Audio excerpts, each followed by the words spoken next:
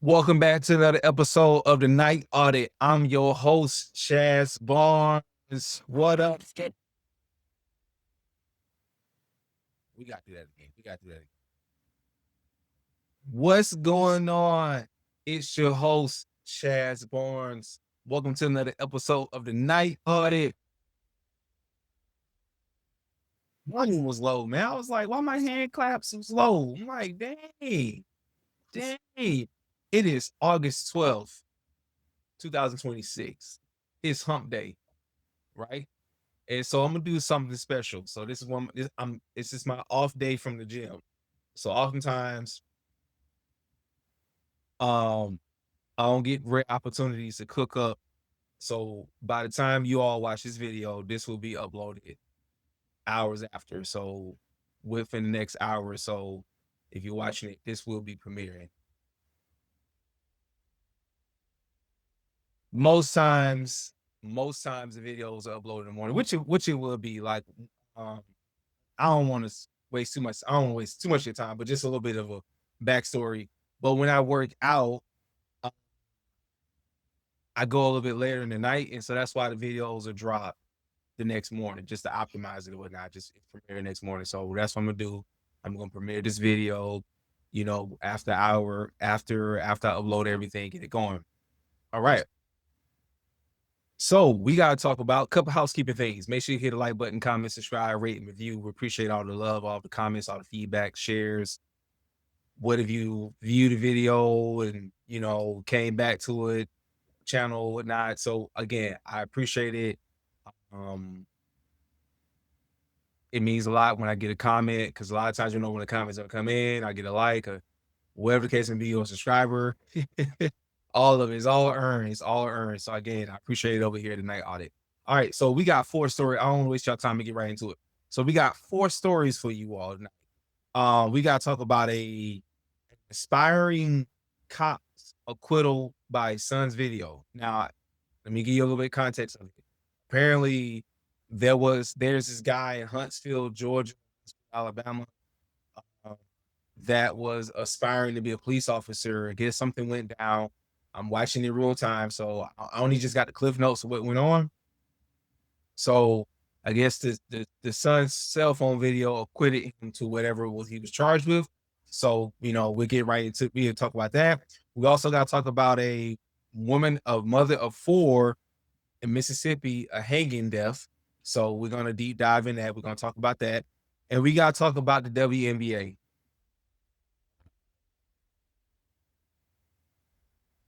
We gotta talk about a ejection and controversy that's going on with the NBA. I mean WNBA, and with that kerfuffle that's going on. So we're gonna try to,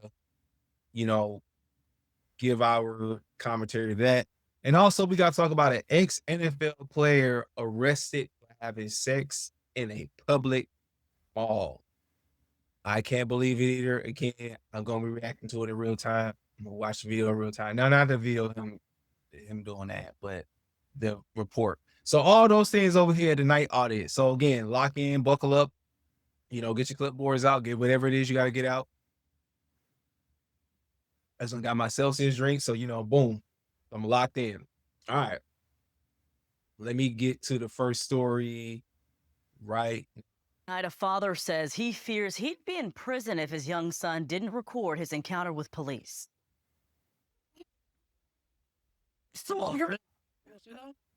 Stewart was charged with assault on a peace officer, a felony that could have put him away for years, but a jury acquitted him after the video was played in court. They found that the evidence starkly contradicted what the officers said. I had my 12-year-old son record, and we was able to get the truth out there. The video, of course, doesn't capture the whole interaction. We wanted to know what in the world happened in the moments Huntsville police first arrived at his home. An answer we could have simply gotten with body camera video, but the police department will not give it up. Only ABC 13's Luke Jones spoke with the man who was acquitted. He's live with what we were able to find out that wasn't on camera. Luke, what's going on? Yeah, well, Stewart's attorney says this all got started when one of his neighbors called police because they thought they heard a young girl scream. Stewart confirms his 3 kids were home at the time, but says there was no domestic disturbance of any nature. And then what we see on the video, you see the police in his home attempting to handcuff him. You can see what some might term resisting, but you don't see him shoving the officer into the wall as the indictment accuses him of. We did ask police for body camera footage to get more context, asked them both yesterday and again today. They declined, citing the 2 pending misdemeanor cases against him, so all we have to rely on at the moment is that cell phone video. After a 17-month legal battle, last week a Walker County jury partially cleared Jafari Stewart's name. Not guilty of assault on a peace officer, not guilty of harassment of a public servant. It was hardened because it was like my character, me as a person, me as a man, was being questioned. Was something I know I would never do to any human being. It was a late night in March 2025. Stewart says he and his 3 kids had just returned to their apartment when 2 Huntsville police officers knocked on their door. This indictment says they were there to investigate a welfare concern regarding children. Like, we just got in a house. Like, what would you mean a domestic dispute? Stewart claims the officers pushed past him when he wouldn't let them in. Police declined to release body camera video, but when Stewart's 12-year-old son starts recording, you can see one officer attempting to place handcuffs on Stewart. Things escalate when an officer puts his hand on Stewart's neck, and Stewart jerks his shoulder. It's technically an assault. Mark Stevens is a retired Houston police detective. While he says the shoulder jerk could count as assault, that's not what the indictment accuses Stewart of. Police claimed he spat on one officer and pushed him into a wall, neither of which we see on the 3-minute video clip we were given. I don't like to call people liars, but fabrication, yes. Cover up, yes. Responding to Stewart's shoulder movement, one of the officers begins pulling him, losing his balance in the process. They're backing toward a wall and the officer slips. And I think in the heat of the moment, the officer felt like he was probably up against a wall. Having been there many times myself, I get that. That's not how jurors saw it. Swayed, Stewart's attorney says, in large part by the cell phone recording. How helpful was the cell phone video given there were 2 body cameras also recorded? Well, it was vital. It was vital. The body camera, both officers' body cameras fell off in the middle of this incident. In a statement, Walker County District Attorney Will Durham says body cameras recorded the entire time and that the cell phone video didn't contradict police. Stewart is still facing misdemeanor charges of resisting and failure to identify himself.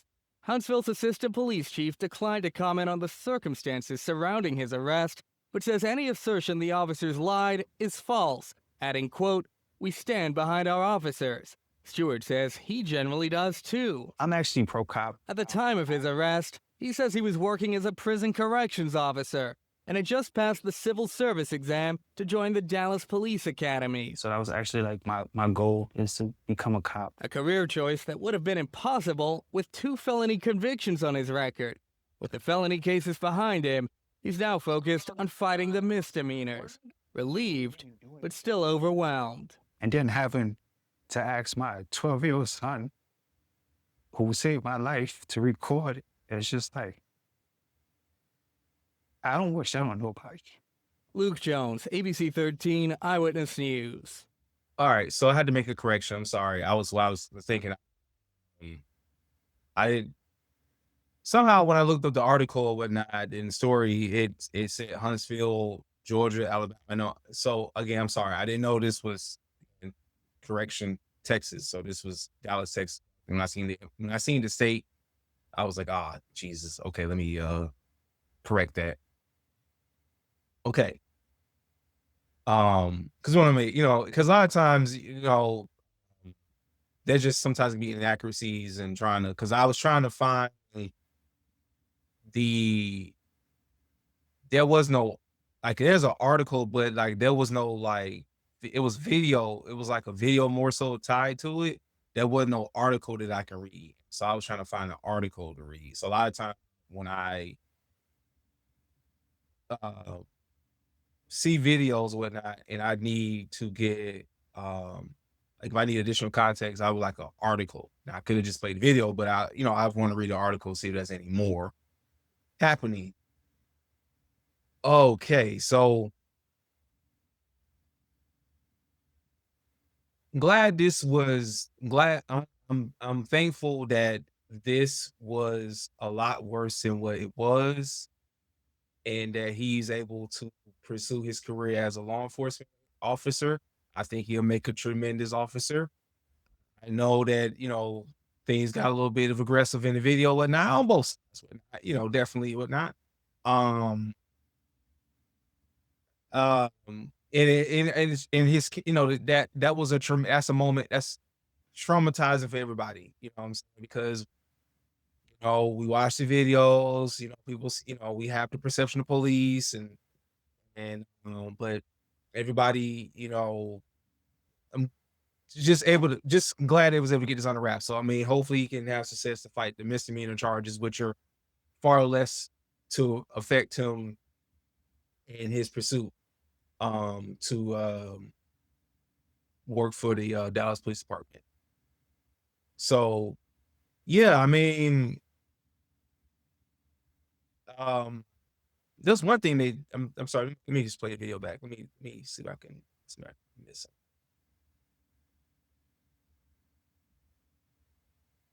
Here, they said the police officer, the Huntsville, Walker County, or this police department there, Huntsville, was saying the body worn cameras on both officers recording and operating during the entire incident. Additional cell phone footage produced by the defendant for the first time during trial did not contradict the officer's statements, and the state moved forward with the trial.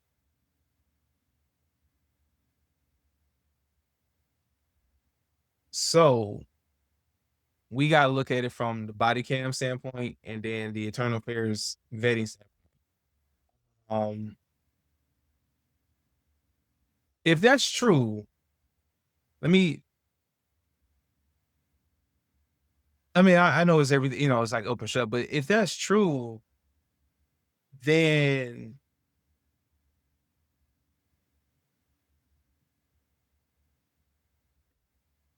I don't know, this is hard. Okay. Because the son's video, because I guess the officer, the Houston, the former Houston detective was saying because of the shove, that could be treated as an assault. But the juries didn't see it that way. And again, I mean, they ruled in favor with it. So the original call was a wellness call now, but why did the two officers barge in? I guess they heard screaming, which was from his children. Let me see. Let's back up a little bit. Let's back this up a little bit. Let's start here. Neighbors called police because they thought they heard a young girl scream. Stewart confirms his 3 kids were home at the time, but says there was no domestic disturbance of any nature. And then what we see on the video, you see the police in his home attempting to handcuff him. You can see what some might term resisting, but you don't see him shoving the officer into the wall as the indictment accuses him of. We did ask police for body camera footage to get more context, asked them both yesterday and again today. They declined, citing the 2 pending misdemeanor cases against him, so all we have to rely on at the moment is that cell phone video. So, all right. Officer come knock at your door, right? Police officer, okay, that's a call. That's a disturbance call. So it's like, hey, we're thinking that with some disturbance going on from our neighbor's house. Hey, can you come check this out? Great. You get there because how did this? Because see, there's a lead up. Now I'm just trying. Listen, I was born within a day. I wasn't born yesterday. I was born within a day. So I'm just trying to get this all together. Because how did you get there? How did it get to the point where the officers? Because I did hear that the officers trying to barge past. So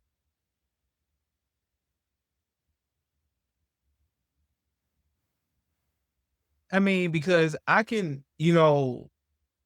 as a homeowner, unless you got probable cause, let's say use probable cause as a reason or whatnot. But I think if I go on, let me play a little bit more of this video. Let me play it back. Sorry, I'm gonna get my full thoughts on this. After a 17-month legal battle, Last week, a Walker County jury partially cleared Jafari Stewart's name. Not guilty of assault on a peace officer, not guilty of harassment of a public servant. It was hardened because it was like my character, me as a person, me as a man, was being questioned. Was something I know I would never do to any human being. It was a late night in March 2025. Stewart says he and his 3 kids had just returned to their apartment when 2 Huntsville police officers knocked on their door. This indictment says they were there to investigate a welfare concern regarding children. Like, we just got in the house. Like, what would you mean a domestic dispute? Stewart claims the officers pushed past him when he wouldn't. Right there, right? That claim. It's like, if it's a late night and I'm just getting back home with my kids from wherever it is they came from, I date with my kids, right? My kids, they loud, they scream, they jumping around, right? Great. And I'm getting home. I'm like, hey, I'm just not getting home. Like, what's going on? We just getting home from a full day of fun activity, family time. And it all of a sudden took a whole 180 took place when you all show up because of a call of the service. When I say, hey, nothing's going on, it's my children, whatever, and then you bars past me. What he claims with, because again, I just want to know how did we get to this? This right here? How did we get to this?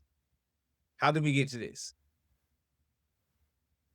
And I know they're saying that there's 2 misdemeanor charges pending, which is small, whatever, all that, but still, regardless, the officers, if they say the body cams were on the entire time, right? But then they say the cameras fell off with that. Whatever the case may be, at what point did the officer or the man, what drew the officers to get like this? And what drew my man to get to? And I'm not saying like listen, cooler hands prevail. Cooler hands prevail. And that's all I decide, right? Now, I don't know if these officers just had a bad day. And that's no excuse for that, because you shouldn't take your bad day out on my man's over here. My man, you probably, listen, this could have been a conversation. Hey man, you got kids. I'm pretty sure. Hey, you know how it is. You got kids. They jumping around, screaming, da da da. Like, the officers, everybody got to be situation aware, and I'm holding the officers, accountable too, because I'm looking like y'all got to be situation aware. Like, my man's got children. Okay. Like, you turned what could have been a simple, hey, this could have been a conversation off to the side. But you wanted to show. What was you trying to prove? Officer, this guy, which both of y'all, I'm just saying, both officers. Now their claim is he spat on it. I don't have video enhancement footage to slow it down. I don't have that kind of equipment over here right now.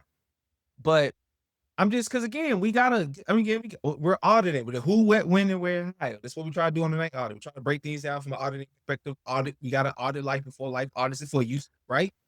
So, because again, to get to that, we don't know if it was a 5-minute conversation, because apparently, hey man, listen, we bumped that. You telling us you didn't ask for no name, no identification, you didn't do none of that.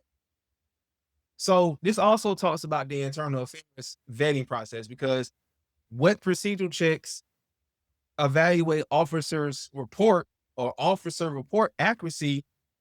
Because it's, when citizens' video directly contradicts initial arrest affidavits. If that makes sense. Hopefully that question is clear. A lot of people might be watching me through their phone, their television, or through the car speaker or whatnot. But I just want to make sure that if that's clear, what procedural checks that y'all use to make sure that the officer report accuracy when a citizen video, how do you evaluate that? Because you have to put all that in the report. Like in this report, in this affidavit, which I mean, I could have, done more homework and found it and read it, uh, and read it more whatnot, because, it will paint a bigger picture. That matters. You know what I'm saying? Because if there wasn't no cell phone, video from the 12-year-old, my man, he wouldn't be like, he would just have 2 felony charges. Probably had to do some time, whatever and all that. Not saying it was all the time, but it would have ruined his foreseeable future as far as, I mean, employment opportunity. And I get it. Listen, just talk. Okay. It's late. I just got my kids home. I'm pretty sure this might be y'all last call of the night. Everybody's trying to get home. I'm home. I want you two officers here, right? Let me see if I can put. I want you two officers. I want everybody to get home safe. I want all 3 of y'all to be home safe. He's home, right? And y'all caused the whole scene for what? Now, again, I listen. Agitation, because agitation could have came from the father's side, okay? But it's not like if listen, okay,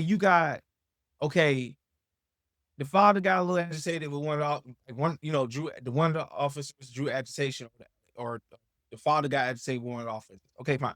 But there's gotta be all y'all adults. Somebody gotta be the adult in the room and say, "Oh, hey, whoa, let's sort this out."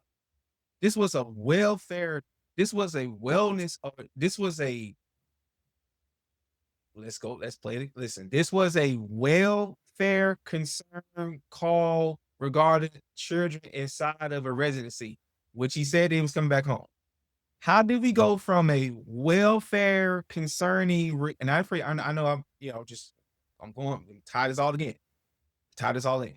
How did we go from this to all the way to this?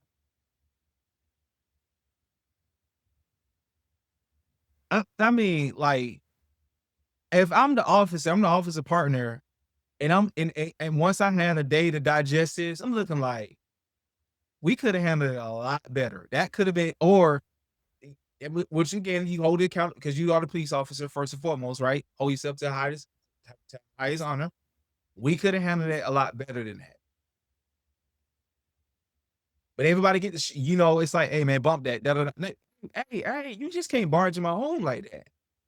And if y'all body cam footage has everything out, y'all saying it's okay if I'm not saying that you can listen. If most people can say, hey, listen, I don't have to open the door for the police. Now you can come out with a warrant, whatever, do what you gotta do, right? But you're not, that's fine. But you can't just aggressively just barge past me in my place of home. What if somebody did that to you, officer?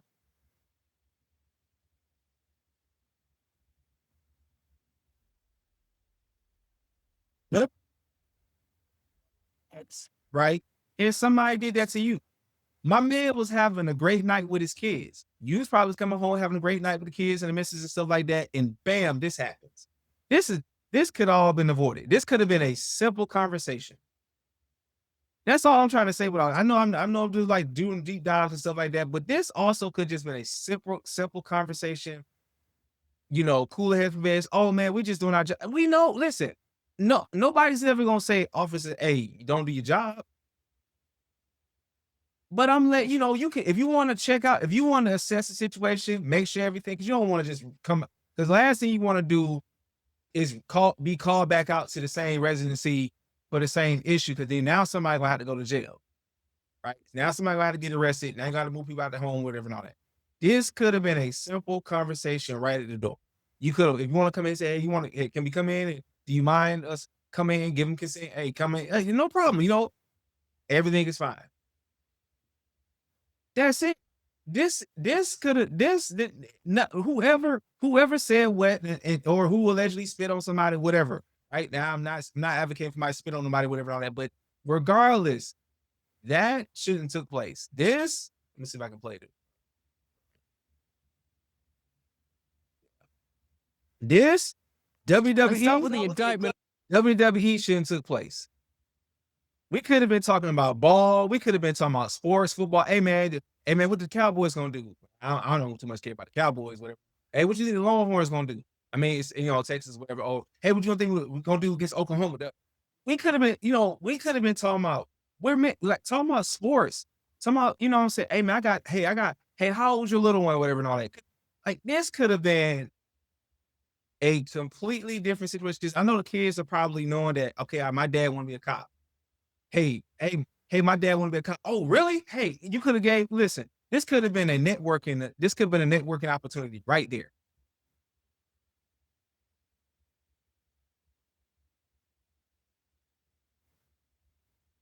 Right there. That could have been a networking opportunity right there. And that I mean, listen, there are some things I review and some things we see in life like, okay, hey, listen, you should have complied with the police stuff. But there's just some things where just like, hey, maybe y'all just came back from a domestic violence call, whatever and all that, and y'all was wrestling around with somebody, whatever and all that. Y'all see, whatever the case may be, that doesn't have anything to do with this person. You got to separate it. Try to compartmentalize, separate it, But this could have all been avoided. This could have all, there won't be no sense of no danger police officer harassment, him trying to fight misdemeanor charges and stuff like that. All this could have been avoided. All this could have been avoided. Okay. All this could have been avoided. And who knows, if we do a deep dive and find out who the officer is, we can find out, not trying to get anybody doxxed, whatever. We, a lot of times you find out that, oh, these officers had like a complaint against them and had several complaints against them and stuff like that for being aggressive and stuff like that. If that makes sense. So, I mean, I'm glad this was the worst of it. And this is not a different conversation we're having. This is not a night that changes that his 12-year-old, his children's life for the rest of their lives. Thank God. Thank goodness. This could have went a hell of a lot worse. But again, in cases like that, just talk it. If you got to assess the situation, fine, get some notification, take some, okay, everything checks out, cool, great, hey, have a good night. That's it.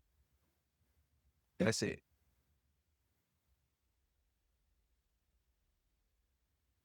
That's it. Common sense.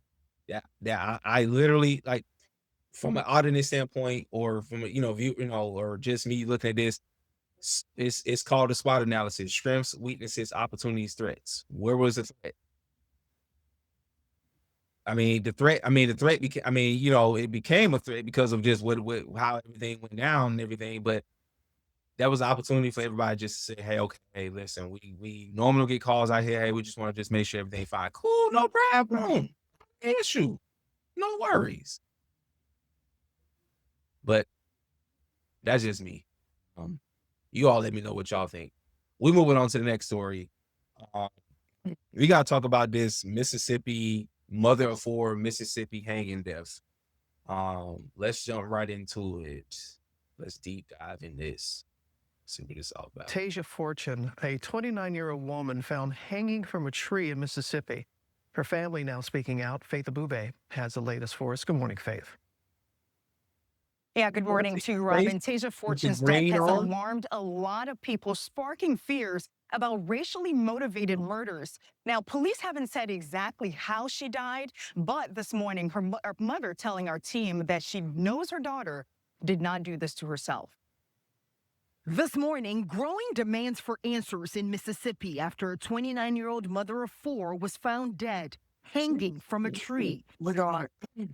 Press just as far as we can press until You she already gets know justice. coming Taser out. Fortune's body was discovered last week behind a vacant house in Jackson. The family telling ABC News the circumstances surrounding her death do not add up. Tasia loved living life. Like, there's no way that she took her own life. The Jackson Police Department saying, quote, an active death investigation is underway. They have not named any suspects and declined to comment on local reports that they questioned the father of one of Fortune's children about the death.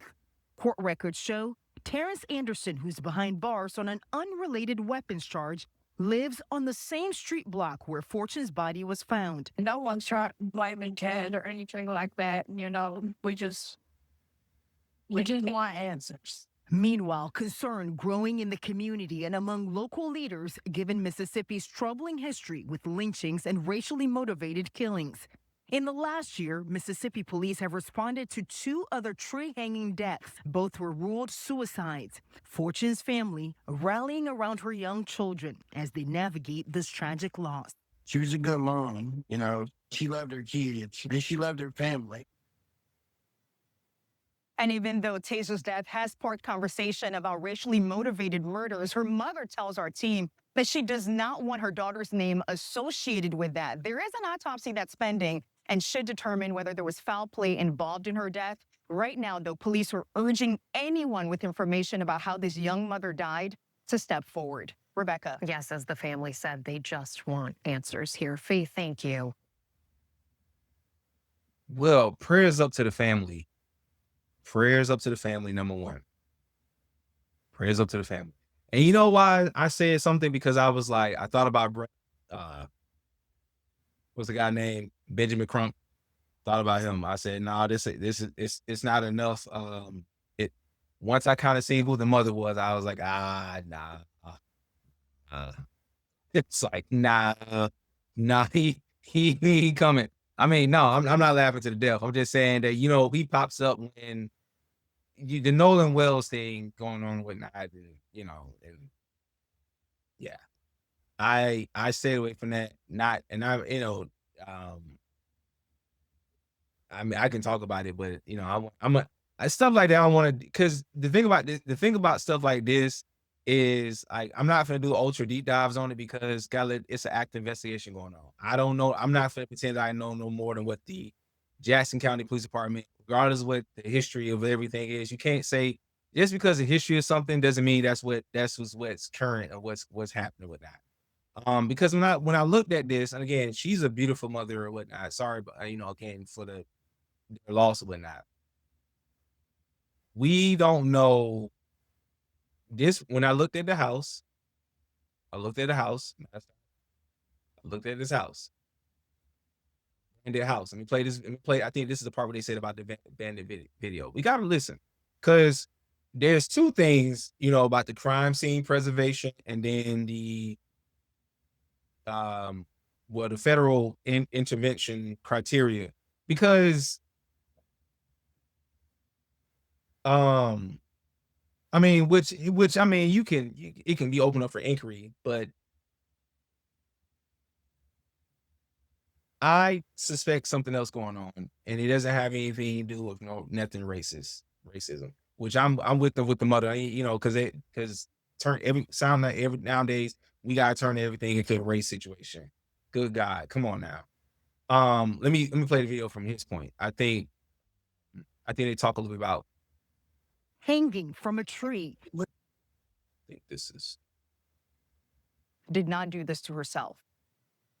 This morning, growing demands for answers in Mississippi after a 29-year-old mother of 4 was found dead, hanging from a tree. We're going to press just as far as we can press until she gets justice.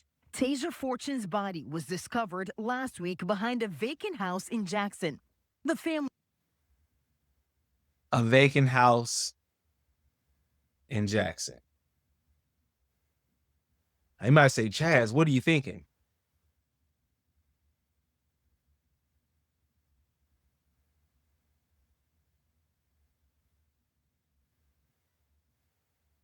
I know that the autopsy haven't came out. They gotta do a I'm thinking there's something else. I'm thinking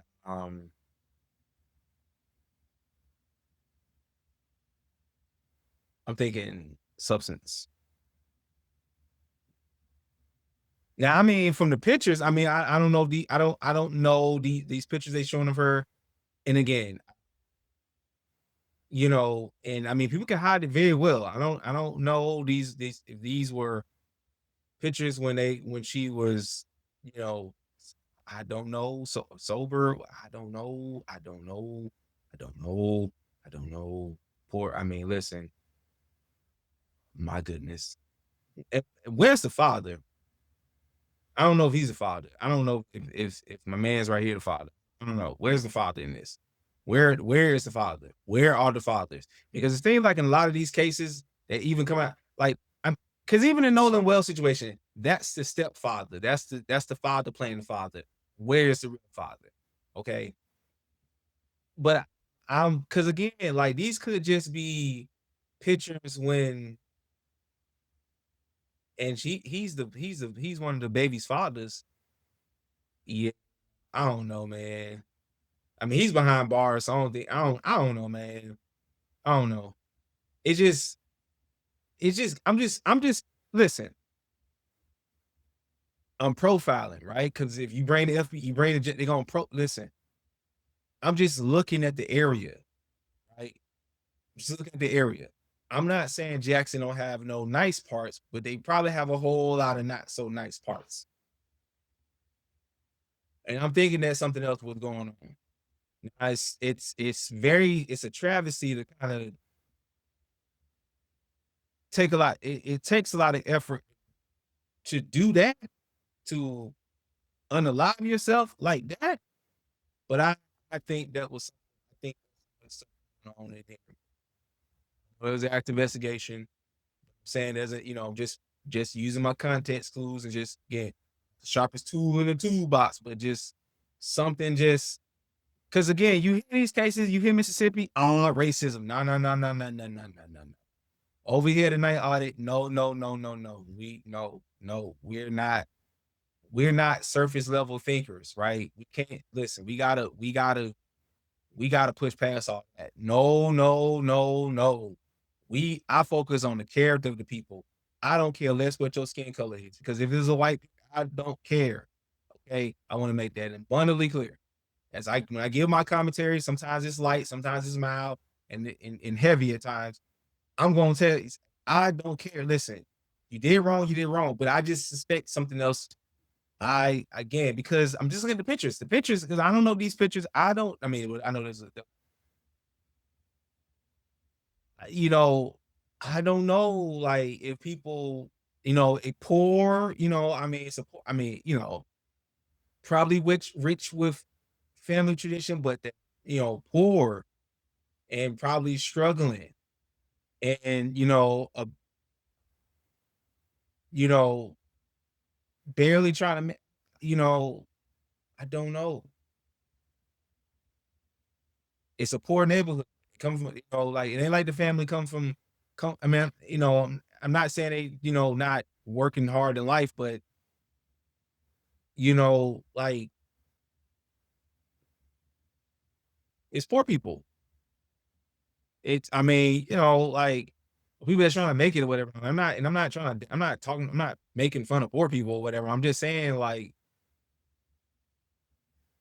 if you're in a hood ghetto, you gotta understand that but like your bandwidth is only but so small. I mean, only but so, yeah, big. Excuse me.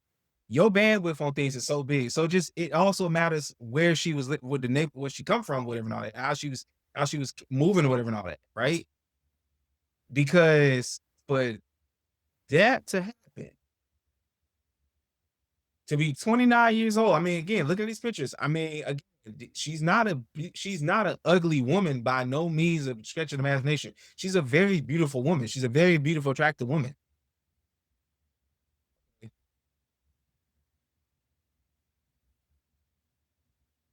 You know, so you know, again, and the kiddos as well. I mean, I feel bad for the kiddos. I feel bad, you know, for the mother. Listen, everybody, and I'm not saying like they may have been trying to help behind the scenes and stuff like that, and people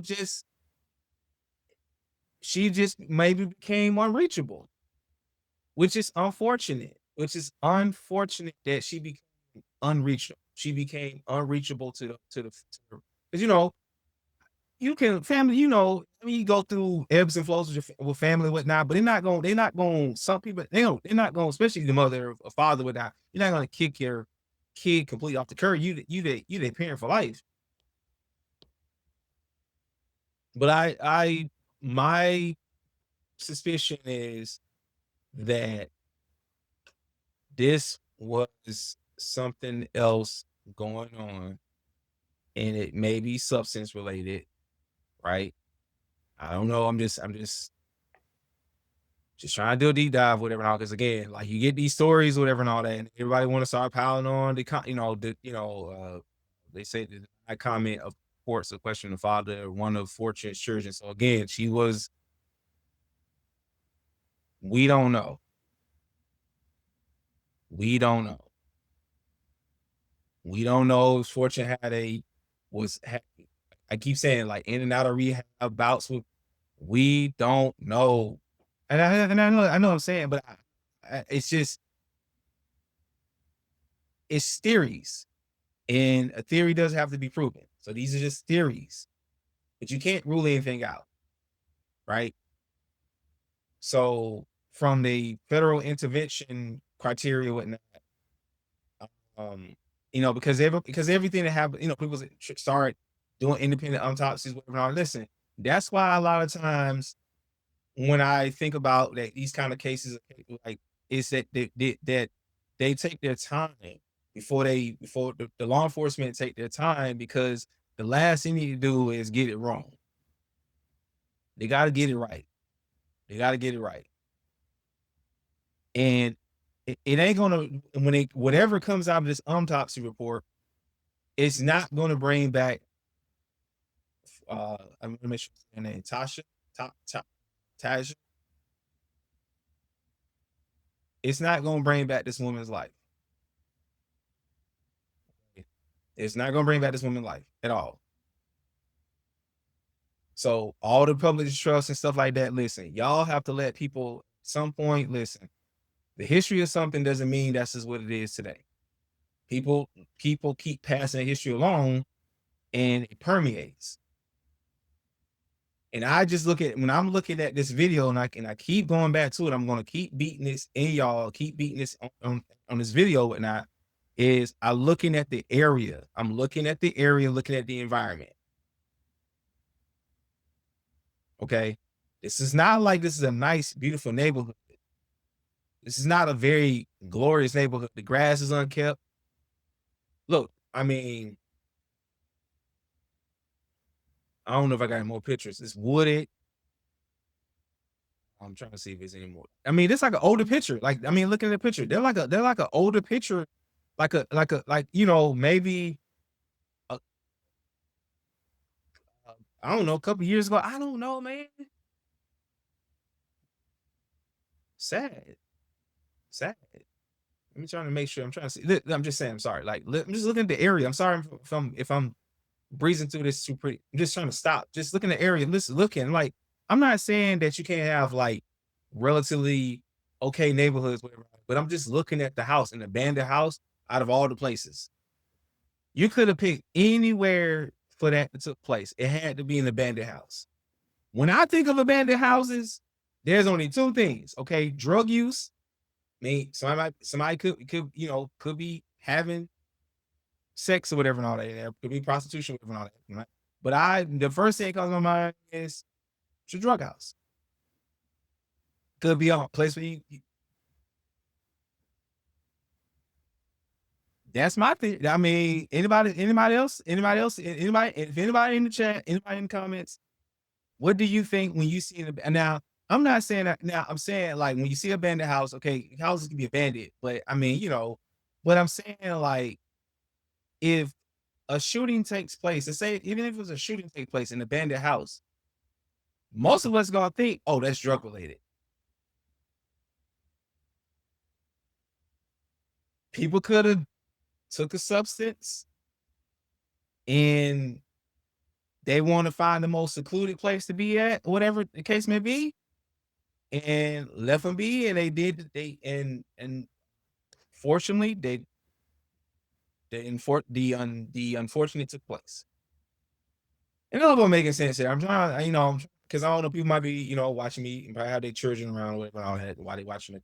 So I'm trying to, but at the same time, man, we grown. We gotta put our context clues on because ain't nobody. I don't have no business being nowhere near no abandoned houses. Most of us don't have no business. Even if you live in Atlanta, you don't have no business. You know what pops off over there in those abandoned houses. Law enforcement know that. The community leaders, even if they come out there and say, we need to change, we need to get gun control and get our youth under control. They know what's popping over there because they've probably been over there. So I'm going to say, this is my theory. I mean, I know the autopsy got to come out. That, they don't see no other, because the only way they're going to say foul play, if they see any other markings like of a struggle. But I'm not, and the person could struggle if they hung themselves, did this themselves. The struggle could be, lacerations to the neck and stuff like that, abrasions and stuff. Look at that, man. Listen, the Night Audit, the CSI version. Look at that. I saw the crime right there. Look at that. I said, yeah, isn't he justice? This was just unfortunate. I think this was unfortunate. And that's a nasty way to go out. That's a nasty way to go out. Again, prayers up to the family. Condolences. But I feel it here. Okay, we're gonna move on to the next video. We're gonna move on to the next story. We gotta talk about the WNBA and new controversies that they're facing. Okay, I'm not gonna too much expound. The ears keeping the roots. I would probably have to do it on another video. I did see that video. And that would probably take too much time. I'll probably have to be one video where I'm talking 20 minutes straight. And I'm just, this one we probably keep like 10, 15 minutes. All right, we're gonna jump to the next story. There was an ejection that took place. And I'll probably have some fun with this video. In sports and culture this year took a new turn over the weekend. It began when WNBA star Sophie Cunningham, already at the center of Is the WNBA becoming the WWE? A fight over transgender participation, took a flagrant foul from an opposing player who was ejected from the game. Our Jan Crawford is following the story. Here's Cunningham up ahead of the field. It was a hard foul as the favorite Sophie Cunningham went in for a layup. She took a hit across the face and neck that led to an immediate ejection for the Chicago Sky's Dejanay Carrington. Escorted to the locker room, Carrington turned to social media, posting white privilege and creating yet another controversy for the WNBA. Never one to back down, Cunningham shot back, saying, according to ESPN, "This has nothing to do with race. Last year I did the same thing and I got kicked out, and I deserve to be kicked out. There's no reason to even play that card." This is up there, Right today, Carrington posted she never claimed the assessment of the foul was white privilege. Saturday's exchange has sparked a flashpoint for a league already struggling with questions of transgender participation.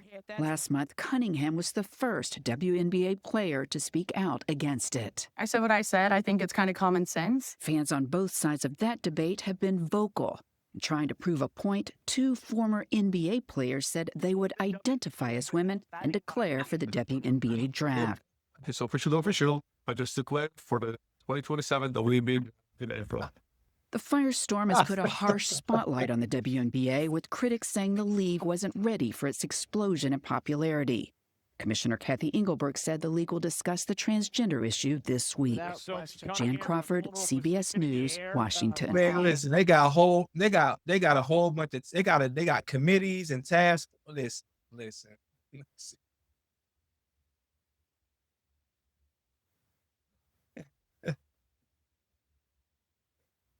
How did we get here? How did we get here? I know how we got here. We got here within the last week. Listen, okay, I'm just gonna talk about. So we're gonna talk about the white privilege comment because I actually read that, and Deja, I'm sorry.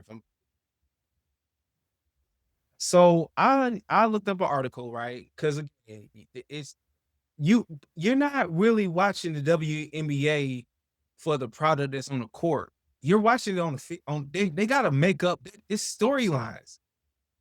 It is storylines that they're making up. It's a bad product. You can't if you sit there and you criticize them, they want to kick you out of the game.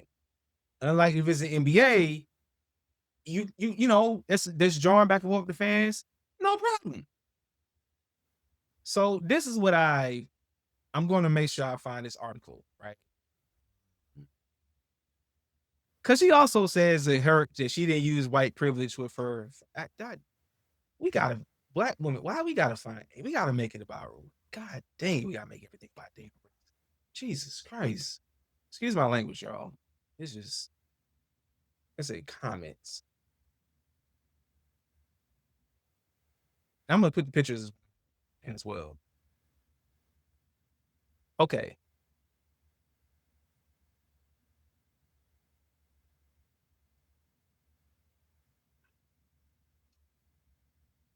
I'll do it in a second.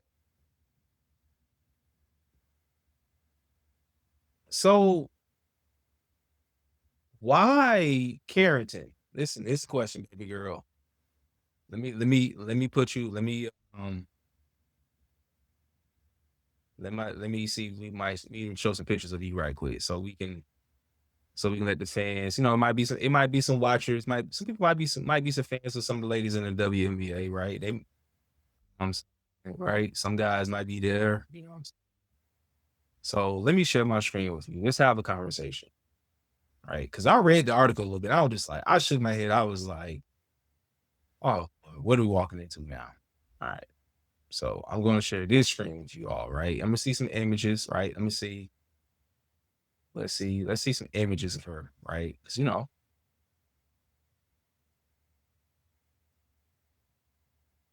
Okay. Okay. Well, again. That's Andrew. That's okay. Not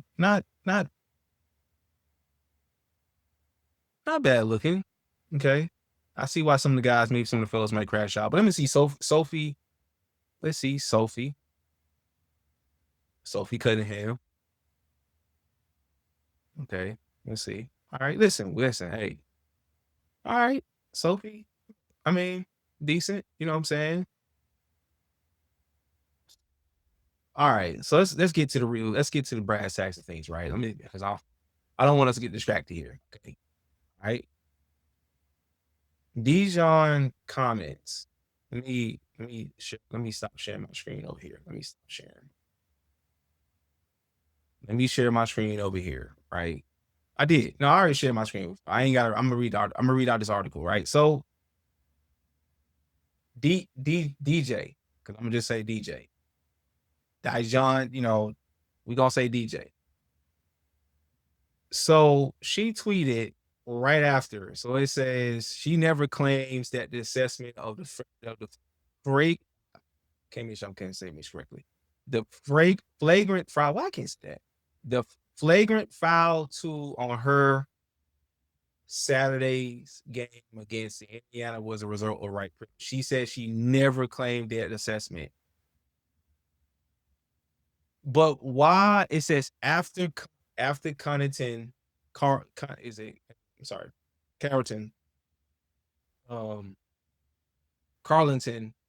was ejected. She posted white privilege and tagged the fever.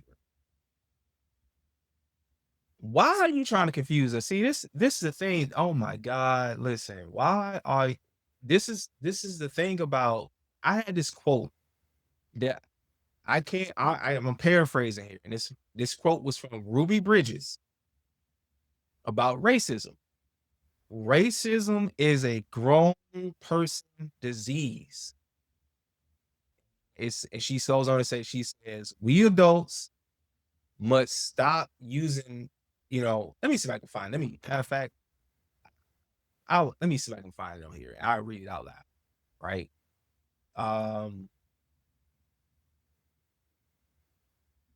Cause this is, I'm not gonna shy away from, I'm gonna make sure my commentary is and I'm gonna find some humor. I'm gonna find some humor in this stuff, but we also gotta make, cause this is also, this conversation is not gonna stop, right? This is a can of worms that people didn't know they was opening. Now the can of worms are opening, and now people making a market. We're gonna speak about the comments, the white privilege comments. Let me I want to make sure I want to use that quote, is a grown-up disease. Because this is so tiresome.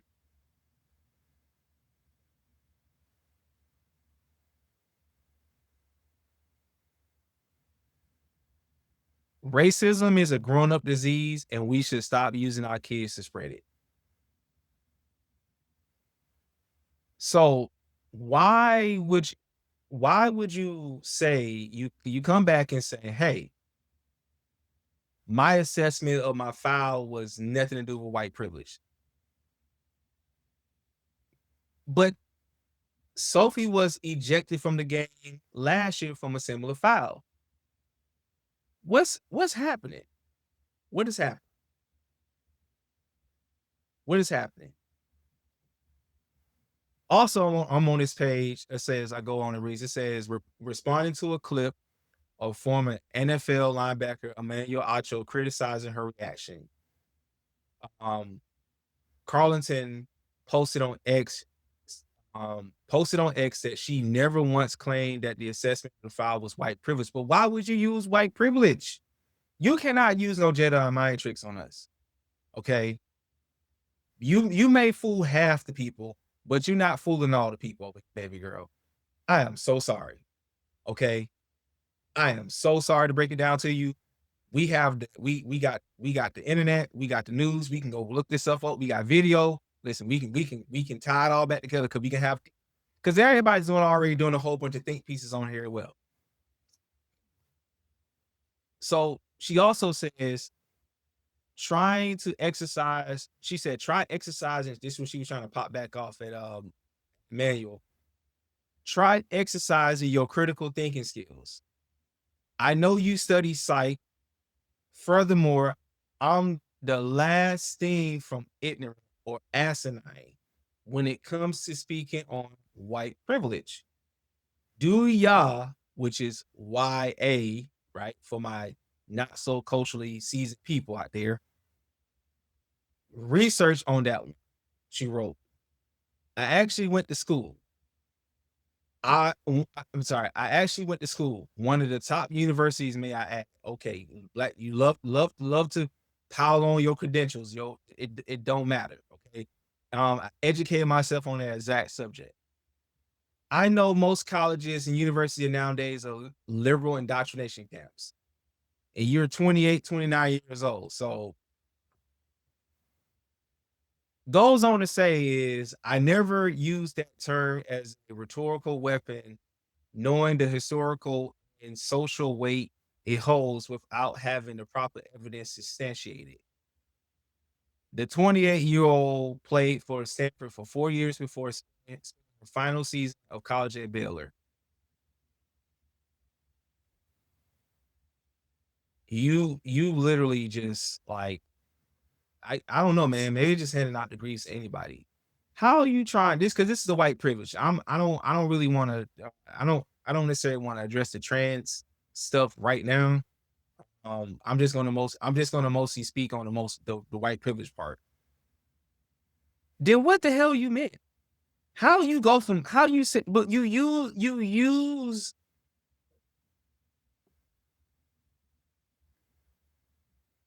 I'm about to cook up here. Just had another sip of my energy drink. I'm about to cook up here.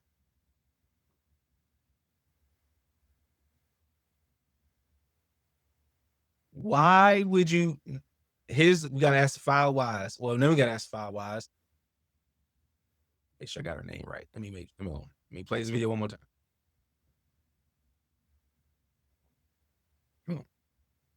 Over transgender participation took a flagrant foul from an opposing player who was ejected from the game. Our Jan Crawford is following the story. Here's Cunningham up ahead of the field, ladies. It was a hard foul as the Indiana Fever's Sophie Cunningham went in for a layup. She took a hit across the face and neck that led to an immediate ejection for the Chicago Sky's Dejanay Carrington. Dejanay Carrington. Dejanay, or DJ. I'm going to say DJ. Dejanay. Why would you use white privilege? All of what you said does not mean sugar honey iced tea. You're using a whole bunch of word salad.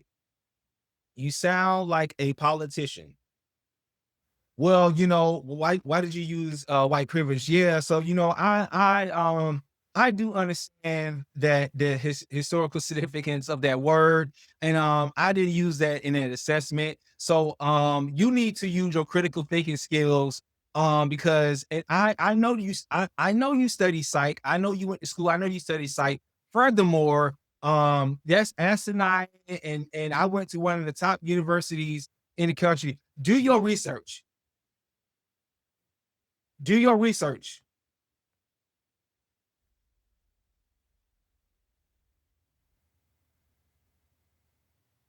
Again, because I can talk about like I said, I'm going to make sure that before the end of this week, I will talk about, because I'm pretty sure there are more videos about this. But I just want to talk about that because when I read the article, out of all the other stuff, because I'm looking like people find themselves on the wrong side of history. See, like nowadays, and they're finding themselves on the wrong. It's a bad product as it is. They spent 30 years trying to get the product to where it's at, and it's and you get 30 years here, and now you gonna take 30 years to go back. I mean, whatever. But this is the thing. DJ, listen.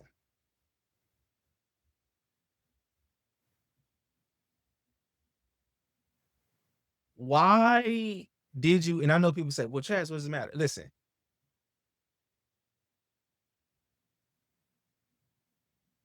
It matters because it's like, listen, that's like, again, they're throwing the racism term out there. You're throwing the racism term out there. I use the term white privilege. Well, why did you use the term white privilege? You don't hear me saying black privilege. Well, if a white person knocked me down, right, and I get ejected from the game, and I come back and I say black privilege, they're gonna ask me, Chaz, what do you mean by black privilege? You know what I mean. I ain't gotta spell it out for y'all. Sir, ma'am, sir. I mean, in this case for me, sir, you can't just say that. You just can't, you can't, like, listen. Some things, listen, like, it's almost like don't hit send. Like, it's like, but why? But you didn't have to say that. What did you mean by that? You know the reason why you're sparking a conversation, right? In the wrong kind of way, in a negative way, in the most negative, controversial way possible, right? It's already out there, right? But it's like, this doesn't have anything about it's you sound stupid. That sounds stupid. I don't want to say she's stupid, but that sounds stupid. You went 4 years at Stanford, and this is the best you can come up with? Stanford. This is the best y'all. I mean, which I know she spent a final year at Baylor, right? You said you went to one of the top universities in the country. Hooray. Congratulations. Congratulations.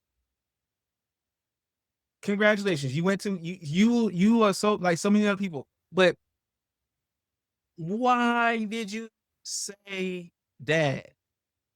Why did you give a whole word dump? And you know, females these days now, most females, they talk all fast. Well, you know, I went, you know, I did this and it. They talk as fast as they tweet. That doesn't make you sound smart at all. It doesn't make you sound smart. You should be focused on basketball. That's what you should be focusing on. Like if it was an NBA player, listen, focus on basketball. Focus on getting your game up. She's averaging what, 12? Well, I got her stats right here. She's averaging 12, 2.5. She's averaging 12, 2.5. About almost three rebounds. She averaging 12.5, 2.8 rebounds, and 0.5 assists, and shooting at a decent field goal percentage at 43.1%, and shooting 46.2% from three. So pretty decent. In the last game, which was August, which was 2 days ago, whatnot, she had 26 points, 6 rebounds, 1 assist, and she was 30%. She shot 35% for the field goal. Listen, your parents, the Carrington parents, this is y'all daughter. This is y'all daughter. This is you all's daughter. Because again, you have parents. I'm not gonna put she has parents, right? They seem to be married, they seem to be together. This is the product. Right? Like, why would you say that? And then because I know they talked about Sophie and her comment, I mean, that you shouldn't even if again, I said I was gonna, I guess we already here. I don't know. I'm here. I might as well give a little bit of a thought on this, right?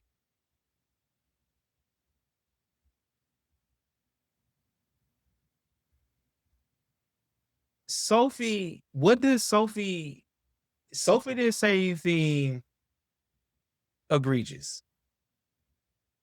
Okay? She didn't say anything egregious. She didn't say anything. She didn't drop, Sophie didn't use the term white privilege or black privilege, whatever the case may be. She didn't drop no term like that and left it at that and went on a whole little tangent with it, right? All the woman said was, let's go back to Sophie. Let's go to Sophie. I know we're here. We're here. We might as well listen. We're here. Let's play this. We're here, y'all. We're here. Here's Cunningham up ahead of the field, ladies. It was a hard foul. We go on white privilege, right? You go to, with all the other controversies going on. We're here. Indiana Fever's Sophie Cunningham went in for a layup. She took a hit across the face and neck that led to an immediate ejection for the Chicago Sky's Dejanay Carrington. Escorted to the locker room, Carrington turned to social media, posting white privilege and creating yet another controversy for the WNBA. Never one to back down, Cunningham shot back, saying, according to ESPN, this has nothing to do with race. Last year I did the I had no, who has any problems with that? Nobody has any problems with that. same thing, and I got kicked out, and I deserve to be kicked out. There's no reason to even play that card. Late today, Carrington posted she never claimed the assessment of the foul was white privilege. Saturday's exchange has sparked a flashpoint for a league already struggling with questions of transgender participation.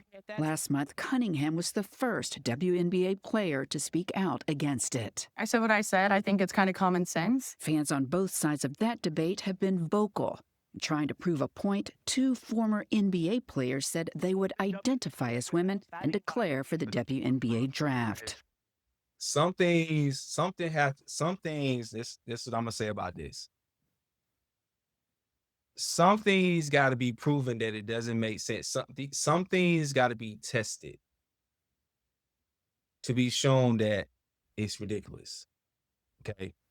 If these 2 individuals get inside the WNBA, I might purchase a ticket to the NBA, to the WNBA.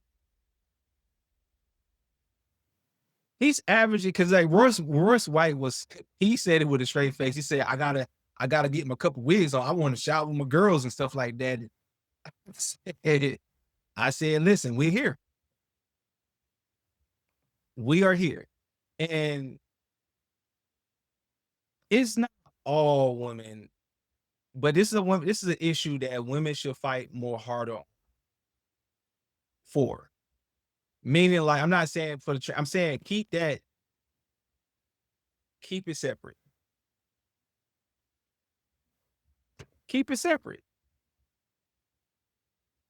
It's already enough going on as it is, whatnot. And I mean, people that, we talking about pushing agendas and pushing on the kids and stuff. Listen, people are going to, all they're doing is they're proving a point and they're making a mockery of it.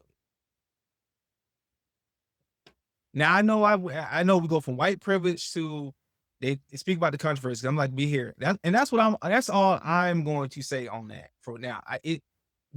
Some things don't make sense, but somebody has to test it to show that it doesn't make sense. Like her comments, it didn't make sense. And you come back with a whole word salad of BULL sugar honey iced tea. I'm a great speller. I don't get it. And I keep an eye on this stuff because it's not going anywhere. And I think there's room for me to, speak about it, but it just don't make sense. It doesn't make sense at all. And I'm not saying anything egregious and anything foul because, again, as a grown, you can do what the hell you want to do, but I'm just saying, like, you push it on people. You push it on people. And they all divided up. And this made me think about the Supreme Court justice when they asked the question what a woman is. Why are we questioning that? Why are we questioning what a woman is? I believe this is an issue because most men have tried to say, hey, no. Women like, yeah, go for it. And I'm not saying all women, but there's the progressive liberal woman and, Black women, they passively follow along. Okay.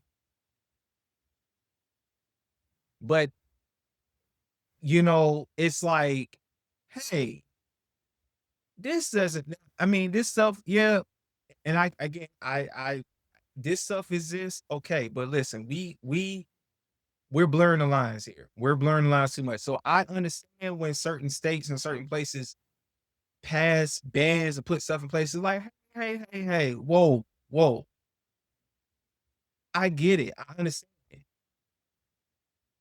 We're here. Now we're here. We out of all the policies, all of the think pieces, task force, committees, we are here. Now I'm not going to be doing, because again, I just think this is hilarious. I think this is very hilarious. Okay. I think this is indeed hilarious. And this is not my fight to be, I'm not fighting it because again, this is what real women out there, need to stand up and defend, fight against you. Listen, the whole by my body, my choice. All right, listen. You have people that is mocking you, want to be like you. They say they can be you better than you. And they wasn't born like you. What you gonna do about it? They roll up in your hood. They roll up on y'all. They like, hey, we can do this. Like now they want to be like you. They're saying that we have figured you out.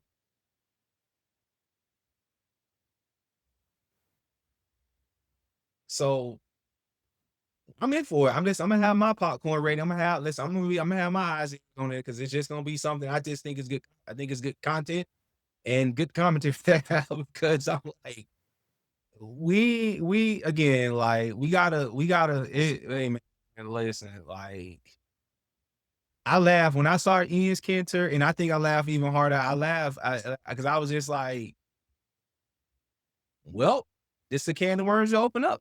You don't know what can of worms you open up until you know you open it up.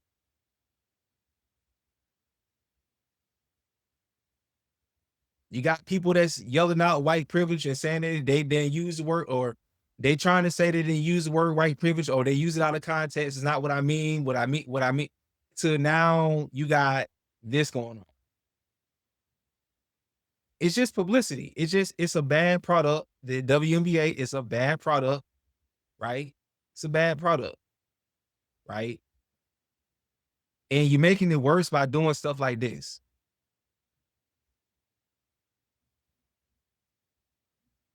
And because Sophie Cunningham spoke, she didn't speak about the war on Israel. She didn't speak about Iran. She didn't give her thoughts about Iran. She didn't give her thoughts about Ukraine and Russia.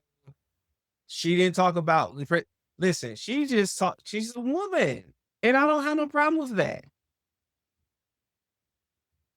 And that's the thing about, sports have become a flashpoint for this kind of stuff, but she didn't say anything that was, because you know why? Most of the WNBA is for all of that. Most of them. So, like, now everybody's all in the kerfuffle, everybody's in the tizzy, everybody's in the frenzy and stuff like that, because this is what y'all created. This is something that we, as men and women, we should be lockstep on and saying, whoa, wait a minute. It's like I don't have no desire to go in the women's bathroom. I have no desire to go, unless I'm the cleaning man, and like, you gotta be paying me an egregious amount of money, because I've heard about women's bathrooms. They are crazy. They're diabolical. I don't know what crawls up in there. I don't know. The pH balance is off. But women should use their own bathroom. Men should use their own bathroom. I understand their family bathrooms because people got families, babies, and kids. We get that, okay? But I know I'm not, man, my comment, that's pretty light. I'm keeping it because I could just make this is very funny to me. This is all funny to me. So yeah. I hope that I made all the sense, but the comment should have been said. The white privilege comment should have been said at all, because it's like you couldn't even explain your way out of it or whatnot. You made it worse. You dug a bigger hole than that you dug a hole even worse, right? And then of course it's the firestorm that's going on with, plus the player you did it to, she made a comment about what she made about women and keeping men out of women's sports and so on and so forth. And that just fire these it's not, listen. I don't know, man. Let me get off this comment, because I'm getting exhausted of this. But we're gonna move on to the last story. The last story of the night. All right. I think this is even more funnier. The ex-NFL player arrested for having sex at a public mall. Let's take a listen. Now, this one might be. At a bowling alley, ending with handcuffs instead of high scores. Police say a former NFL player and his girlfriend are now facing charges after they were caught, allegedly, doing something in plain view. Local 10's Jeff Dedarian live in Pembroke Pines with the shocking details. Jeff? Yeah, hey there, guys. This is a talker. Pins, passion, and police. That's what we've got going on in this one. Also, a bartender who had to break up a risky romance. Round one, bowling alley and arcade. A fun place for kids and adults, but what police say was happening here in late July was no family matter. Stedman Bailey, a former NFL player with the St. Louis Rams, and his girlfriend arrested for allegedly having sex inside the bowling alley in plain sight. The girlfriend is Karina Manderson. Wait, hold on. Dennis, he had it. Not. She got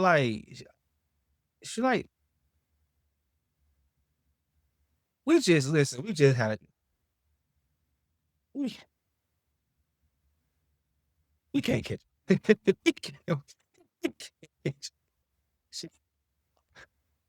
this. Oh, I mean, maybe with some makeup, maybe with some mascara, makeup, and all that. That's just that's just she Karina Manderson. like a horse. It was at this bar with customers around, we're told. According to the police report, Bailey had his pants down, and so did Manderson. And she was leaning over the bar, and Bailey was behind her. Folks at the mall today saying, wow is not a strong enough word. They should have kept it at home, maybe. I don't know. Yeah, no, that type of stuff shouldn't be done in public, I think. Wow. We went to Bailey's house to get his side of the story. Gated, no access. Look at Bailey. Look.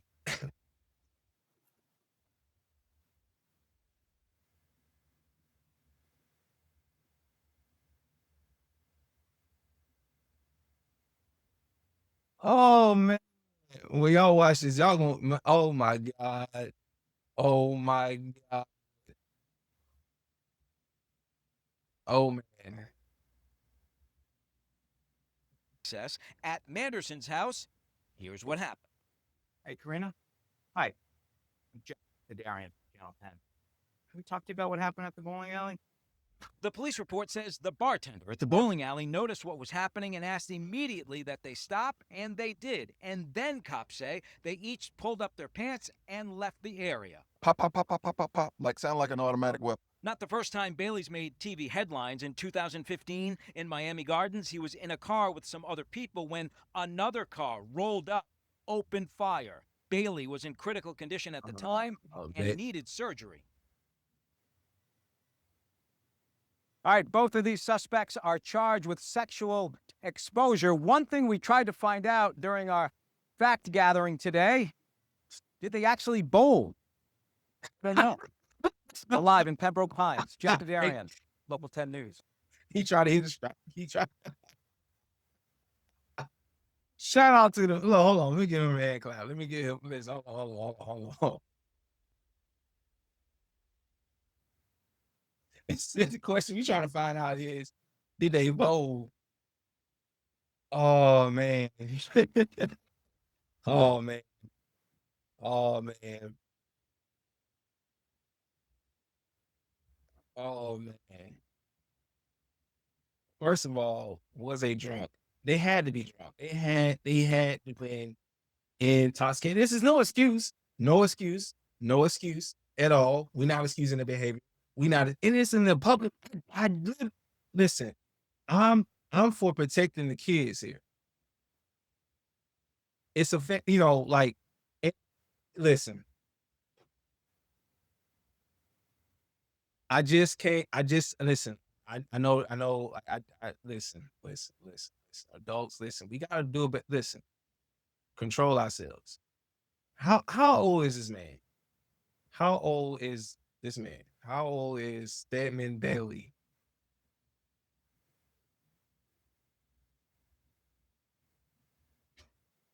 And then he was a gangster. Well, he was allegedly a gangster. I don't know, man.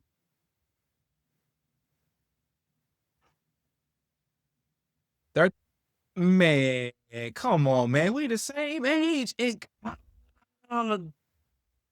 Oh man, we share the same birthday. God.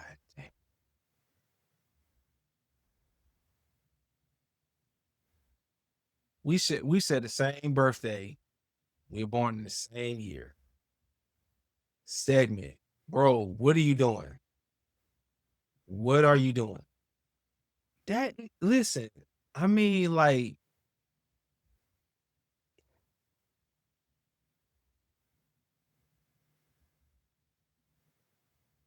your money gotta be, and I'm not saying money should make you do this. I'm just saying, like, your level, you gotta be up. You gotta be up here. You gotta be up here to pull off some stuff like that. And I mean, again, the chick, I mean, she's maybe just a bad day for her. I'm just going back to the chick. She's just probably a bad day for her. And they try to ask a question. Let me go back. Let me go to the picture. Let me go to him. He tried to visit the home. Let's see. Hold on. Let's see. The story, gated, no access, at Manderson's house. Here's what happened. Hey, Karina. Hi. Jeff Darian, Channel 10. Have we talked to you about what happened at the bowling alley? The police report says the You did it. You did it. You did it. You did the booty. you did the booty in the public. It's like the question is like from a security standpoint, it says my question is like why did the venue security fail to detect and intervene the public area before patrons were forced to confront the individual? That's a good question. That's insane. That is insane. That is insane. That is insane. You just she like oh my God, man. That is so egregious. This is the worst way to make the news, man. This is the worst way to make the news. She like a bust down. That's what she looked like. That's what I looked at. I'm like, she looked like some kind of bust down. Like oh man. Yeah, she looked like some kind of bust down. She don't look like a wife. She like a straight bust down. He probably like straight bust down.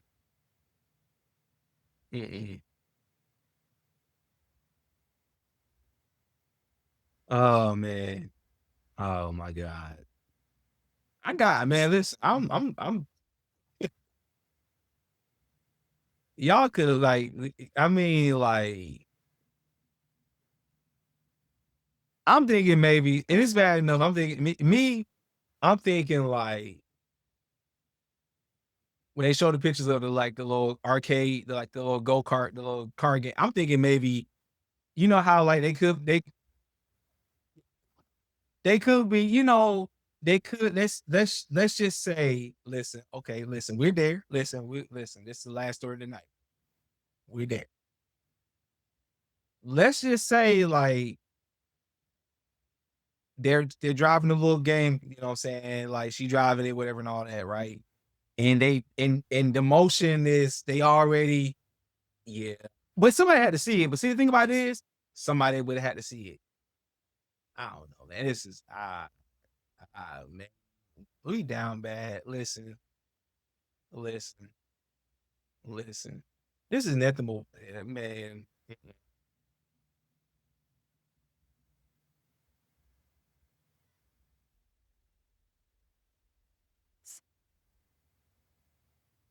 I got that, man. This is man. Listen. Do better. Listen. Be better. Matter of fact, don't listen, man. Listen, like talking about busting it down for a real one. Like she listen. She'll bust. She'll straight bust down. She'll straight bust down. Now you all on the internet. Now you gonna be known. Now you're gonna be known in the worst kind of way. Y'all at this point, y'all might as well just go. Y'all might as well just do some videos. Just do some videos, whatnot, right? Because now you're gonna be known. Now you're gonna be like, hey, y'all the two couple in that was getting on it in round one. Oh yeah. I don't know, man. I don't know. I just record content. I just sit over here. Listen, I'm a square dude. I live a square life. I'm just trying to figure out life, man. Listen, I'm in the season trying to figure out life, man. Okay. I'm trying to figure out life. These people, you know, I'm working why they out doing this? I'm over here working. I'm working.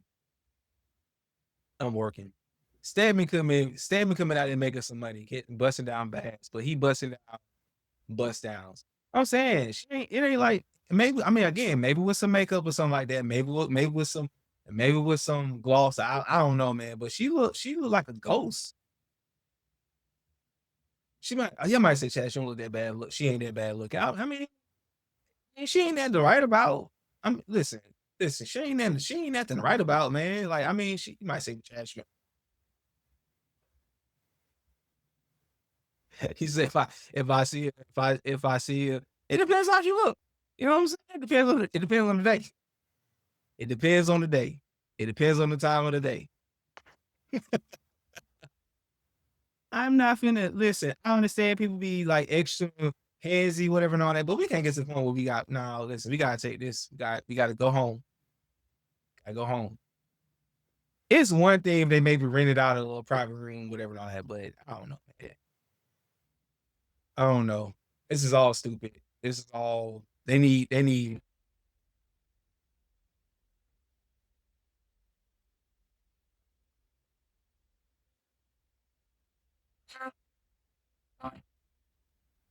Let's conclude this episode of the Night Audit.